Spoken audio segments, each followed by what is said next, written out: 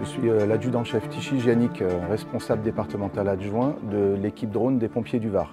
Nous sommes aujourd'hui dans la salle opérationnelle départementale qui gère 120 000 interventions par an et qui reçoit 1300 appels par jour. Cette salle opérationnelle est en deux parties. Une partie réception d'appels et une partie traitement des opérations. Alors, dans le département du Var, nous avons la chance d'avoir une équipe drone de garde tous les jours. Cette équipe est composée de 30 télépilotes activables jour et nuit tout le long de l'année. Lorsque le centre de réception des appels reçoit un appel concernant les feux de forêt, celui-ci bascule à la salle opérationnelle qui gère, quantifie les besoins.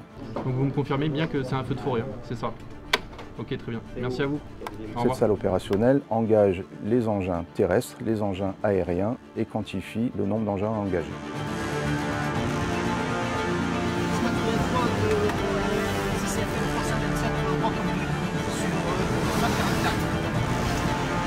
Comme départ pour le jeudi, pas les autres, de recommencer sur Argent. On va à 40.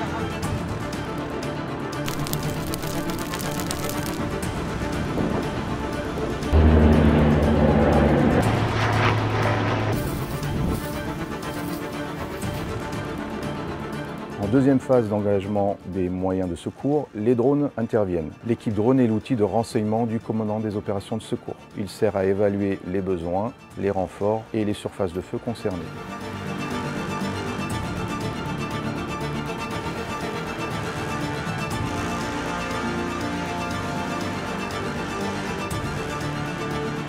Bonjour, je suis le lieutenant Franck Graciano, donc je suis le responsable départemental de l'équipe drone du 1083. Alors là, mon collègue Yannick est en train d'effectuer un calcul de surface. Le calcul de surface se fait en direct. On a aussi une visualisation de la zone qui va être matérialisée par une couleur. Déjà, ça nous permet de voir ce qu'on a calculé.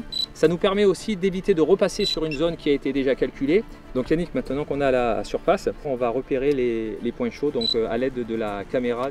Donc là, mon collègue est en train d'effectuer un repérage des points chauds pour éviter donc, une reprise de feu. Yannick utilise le télémètre laser. Pour rappel, il a une portée de 1400 mètres, c'est important.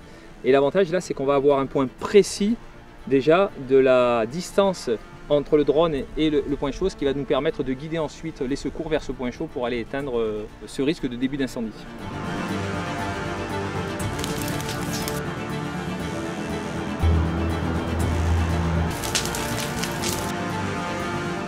Patrick, on a positionné le drone à l'aplomb d'un point chaud.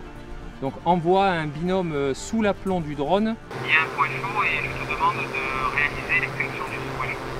Donc là, ce que j'ai demandé à Yannick, c'est de réaliser une photo. Et cette photo elle va être destinée donc au CODIS et au commandant des opérations de secours pour que rapidement il puisse avoir un visu du secteur où il évolue. Donc Patrick, on a réalisé